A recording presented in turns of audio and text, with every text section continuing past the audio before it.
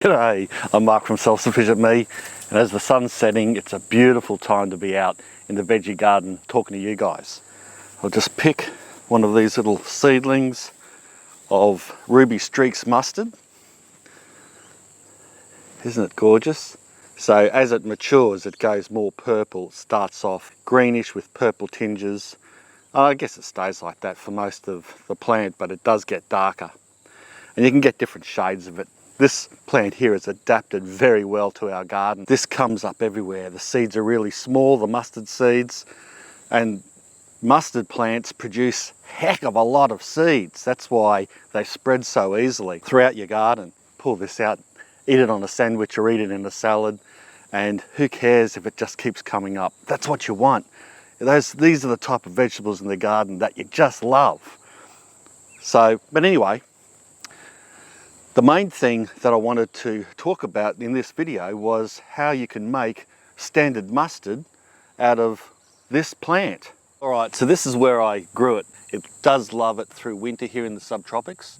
Right in the middle of summer now, the plants grow, but they grow fairly small and stunted, and they go to seed quickly. You can eat the flowers, you can eat everything with this plant. And you can see how these older plants that did grow through spring, they've crumbled and died, and that's what you do.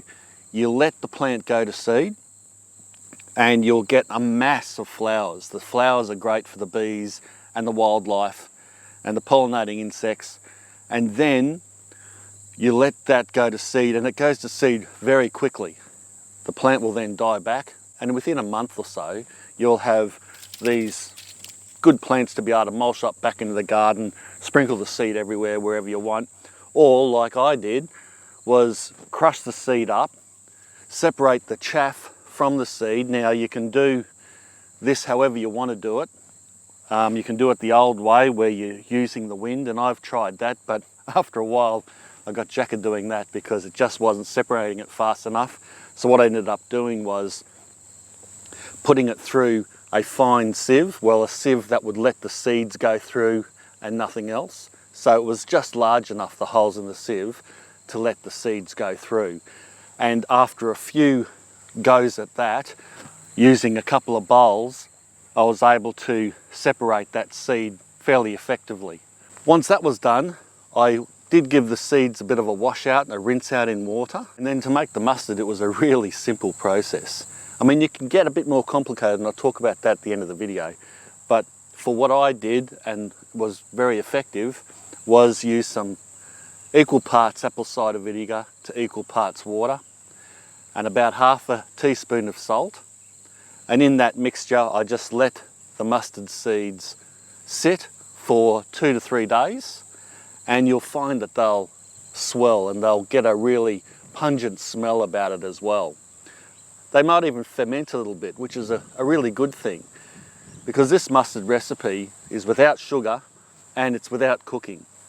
So that way you've got the really good raw ingredients that's very beneficial for your health. You haven't got this cooked off stuff that's completely dead and buggered. So after those 2 or 3 days and the mustard seeds have swollen and you've got that really good pungent smell about it, drain off or sieve through the seeds and collect the liquid. Then put the seeds in a food processor.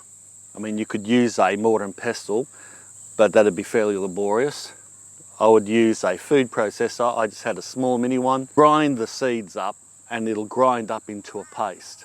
You can keep grinding it up to as much of a paste as you like, or you can even sift it further if you want it really smooth. I wanted a little bit of extra seed throughout ours because I do like a bit of the whole grain mustard seed type texture and taste. You can alter the consistency by using some of that liquid that you saved to put in a tablespoon or so at a time until you get the consistency that you want. And then it's just a matter of bottling that mustard up and whacking it in the fridge. It'll last for a heck of a long time. If you want, you can go right out. You can cook up garlic and onions and all sorts of things and make a sauce or a jus, and then you can let the mustard seeds, marinating that. There's lots of different ways and lots of things you can add. You could add whatever you want. You could add chilies to it, etc.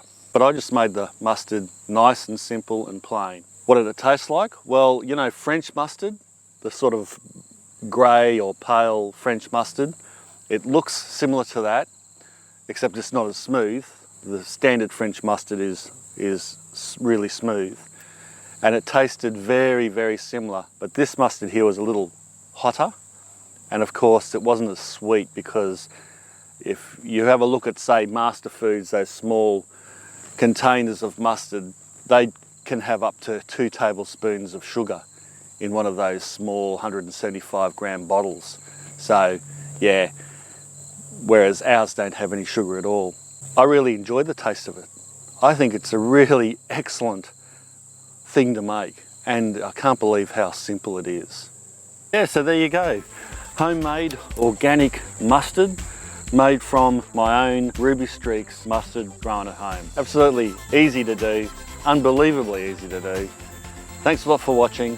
Hope you enjoyed the video. If you did, give it a big thumbs up, share it around and subscribe.